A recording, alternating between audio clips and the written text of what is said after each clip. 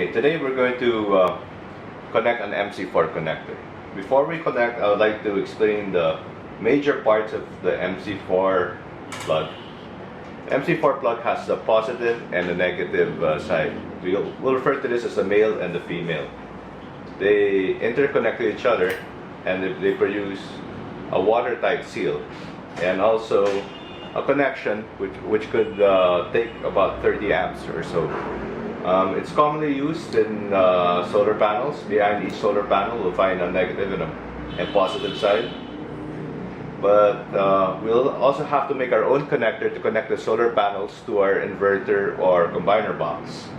So we're going to go through the details of how it's connected. For the male side, we use the fat pin. And for the female side, we use the skinny pin. Such. So for this fat pin, how the fat pin connects to the skinny pin, internally it'll be like this. Externally, this is what you see. So when you connect the fat pin from the male and the skinny pin from the female, when you put it in together, this happens inside. You get a very good seal.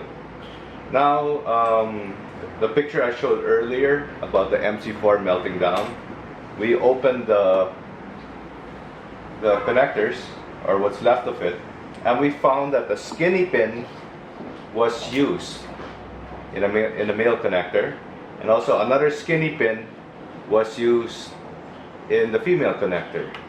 So when both of them were connected, it was only the edges that had a contact.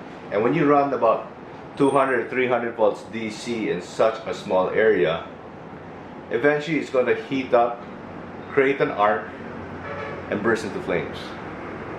So these mc4s, they may be very simple, but it's doing the simple things wrong, which actually makes big failures. So we want to stress in the class, when you use the male connector, fat pin, skinny connector, a skinny pin on the negative connector. Now, how do we put it together? Okay, so we have a positive pin on one end. On the other end, we put a negative pin. A rookie mistake I usually find in the field is that they use the same end connector on the other end of the wire. And what you do is that you produce a reverse polarity thing. It's bad. So you should always double check your connectors after you put it in. The polarity is the right way you want it. So assuming we're plugging an inverter on the other end, this end has the solar panels. So from the solar panel, you have your negative plug going to here, and the output is going to be negative polarity. Then you have the positive plug from the solar panel going into here, and the output should be positive polarity because you're going to be plugging it into your inverter. So what we're going to do is crimp a cable. Since it's positive one end, we have to end it on negative. So we're going to get the negative pin, insert it here. I like to give it a little pinch so it doesn't move when I put it through the crimping tool. This is an mc4 crimping tool. It's a must if you're going to be an installer. Don't make shortcut by using long nose pliers and crimping it. That won't work. That's not a good job. And put it here. If you notice, it will crimp the tool, and you squeeze the tool all the way to the end, then it will release.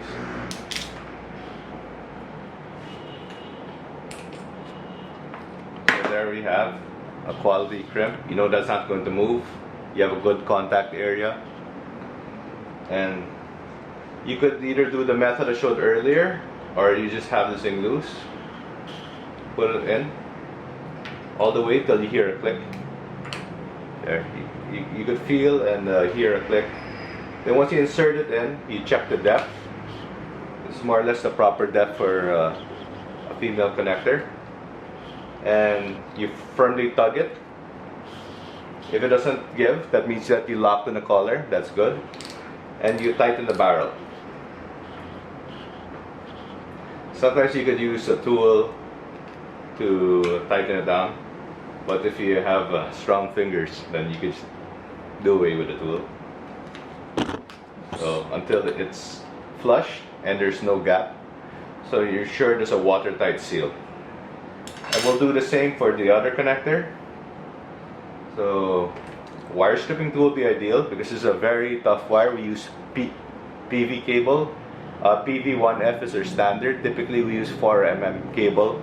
It could take up to about 55 amps maximum, but we like to design our systems with least loss. So our standard installations, we use 4mm PV wire for our grid tie installation. So when you have the stripping tool, it comes out. Sometimes you have to do it again.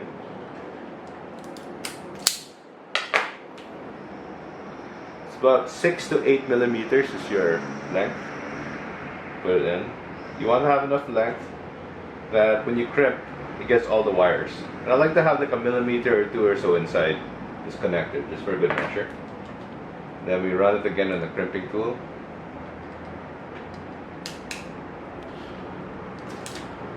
Okay, it's crimped. Then we'll insert it on the positive pin. They hear click. And it's firm. Then you're going to see the male pin inside set back about 3 millimeters or so. Then you tighten the barrel.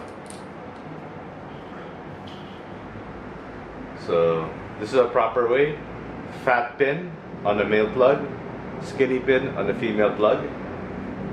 Then you could actually test your connections to a panel, assuming this is another solar panel. You click it in.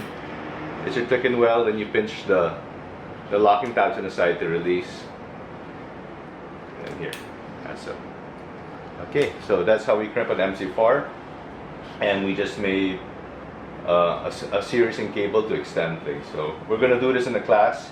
Each person actually has to assemble their own series cable, and we're going to connect all the cables which everybody made into one long caterpillar for cable so we could test it.